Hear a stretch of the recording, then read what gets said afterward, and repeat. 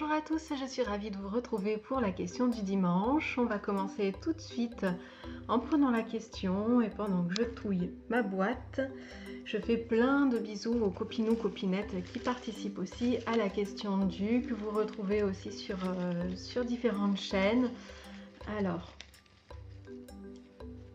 on va prendre cette question-ci. Quel tarot oracle utilises-tu le plus en consultation ? Alors, c'est pas difficile, hein. Le plus j'utilise l'oracle des reflets et le Tanis le Normand, c'est logique puisque ce sont les deux tarots, enfin les deux jeux que ils sont tellement intuitifs pour moi que forcément c'est très facile pour moi d'en parler, de parler dessus, les images me parlent automatiquement, donc je suis désolée, pardon. Donc voilà, pour moi c'est vraiment le jeu, les deux jeux que j'utilise le plus. Et par contre au niveau du tarot, je vais vous montrer ça tout de suite, je reviens parce qu'il est juste derrière, à moins qu'il soit ici. Alors c'est le tarot Moucha, mais là j'ai que le livret, donc je vais aller vous chercher le jeu. Et voilà. Alors, au niveau du jeu, c'est une réplique du Rider-Waite. Hein. C'est vraiment une imagerie similaire au Rider-Waite, seulement dans le style de Moucha, qui est un illustrateur, artiste que j'adore. Vraiment, j'adore. Et le style qui a été retranscrit ici dans ce tarot est absolument magnifique. Voilà. Donc c'est un des tarots aussi pour moi qui me parle. Il a des couleurs aussi qui sont très douces. Je vous ai fait une review de ce jeu. Il a des couleurs très douces comme ça. Enfin je sais pas, il y a une... Vous voyez, même pour des cartes qui sont peut-être des fois un petit peu plus actives, on va dire, ou des fois un petit peu plus agressives, ça passe très très bien. Donc c'est pas un tarot qui est frais, c'est un tarot qui reste en douceur, qui parle bien. Les attitudes des personnages sont... Alors attendez, je me cache parce que je crois que la caméra fait le focus sur moi, voilà. Les attitudes des personnages sont vraiment très très révélatrices.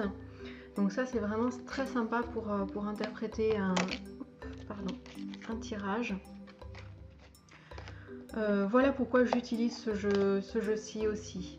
Je trouve qu'il ménage la sensibilité de tout le monde et en même temps on a de réelles informations qui arrivent grâce aux attitudes des personnages, vous voyez.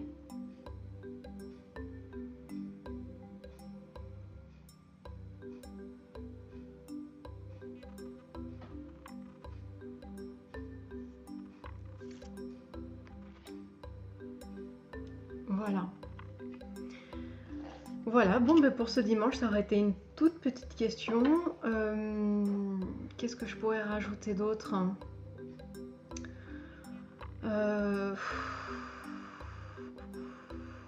J'utilise vraiment au niveau de tarot, j'utilise vraiment tout le temps celui-là, c'est mon tarot de tirage. Je regarde, des fois j'utilise le Rider-Waite traditionnel, vraiment le Rider-Waite illustré par Smith. Pour rester toujours comme ça dans un côté très neutre. Au niveau des oracles et des Lenormand, non mais j'aime bien utiliser les miens.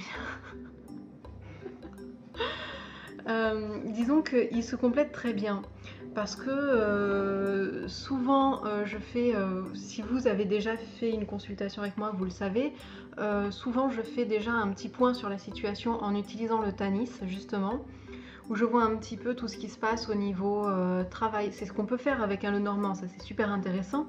On peut directement aller checker un petit peu tout ce qui se passe au niveau sentimental, au niveau de nous-mêmes, au niveau professionnel, au niveau santé.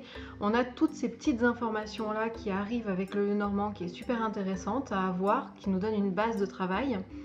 Et ensuite, généralement, je développe ça avec l'oracle des reflets, où je vais aller tirer des cartes avec l'oracle des reflets pour compléter ce qu'on a déjà vu avec le Lenormand, ou pour compléter en fonction de la question de la personne. Et j'aime aussi donner des clés des clés pour savoir comment réagir à telle ou telle situation, comment se positionner, quel travail on peut faire sur soi. Et ça c'est pareil, j'utilise toujours aussi l'oracle parce que je trouve qu'il a ce double aspect, des fois qui peut être prédictif, mais ça je réserve généralement au Lenormand, même si des fois avec l'oracle je l'utilise comme ça. Mais il a vraiment ce côté que moi j'aime énormément utiliser, qui est aussi niveau développement personnel. Il me donne généralement toutes les clés dont j'ai besoin. Donc voilà, il y a le petit côté prédictif avec le Lenormand, le petit côté développement personnel avec l'oracle. Alors le tarot, j'utilise dans les deux sens. J'utilise autant pour le prédictif que pour le développement personnel. Mais j'avoue que la plupart du temps, j'utilise que le Lenormand et que l'oracle. Voilà, d'autant plus que du coup, dans l'oracle, on retrouve quelques cartes qui sont similaires avec le Lenormand ou même avec le tarot. Je pense par exemple à l'étincelle de vie qui est un parallèle un petit peu au fou. Vous retrouvez aussi la carte un petit peu de l'ermite. Voilà, vous avez des cartes comme ça qui font un petit peu écho aux deux jeux. Donc c'est sympa comme ça de pouvoir conjuguer les deux jeux ou les trois jeux en même temps. Mais la base de mon travail est principalement axée pour l'instant sur le normand pour prédictif et développement de la question, de l'interrogation, du problème avec l'oracle pour avoir des solutions et des clés pour justement résoudre aussi ce problème. Voilà un petit peu comment moi je fonctionne et puis voilà. Si vous avez d'autres questions, surtout vous n'hésitez pas, vous pouvez les marquer en commentaire. Je suis un petit peu longue des fois à répondre aux commentaires parce que j'essaie de trouver le bon créneau pour... moi je fais pas ça, j'essaie de pas être trop rapide, j'essaie vraiment de m'impliquer, donc des fois ça me demande du temps et j'essaie d'avoir un créneau un petit peu plus long pour répondre. En ce moment c'est un petit peu plus difficile puisque ce sont les vacances scolaires, donc j'ai un petit peu moins de temps libre pour le faire. Mais n'hésitez pas à me laisser un commentaire, à me poser d'autres questions. Et puis je serai très ravie d'y répondre, de la glisser dans le petit pochon. Et puis voilà, je vous souhaite une belle journée, un beau dimanche. Salut!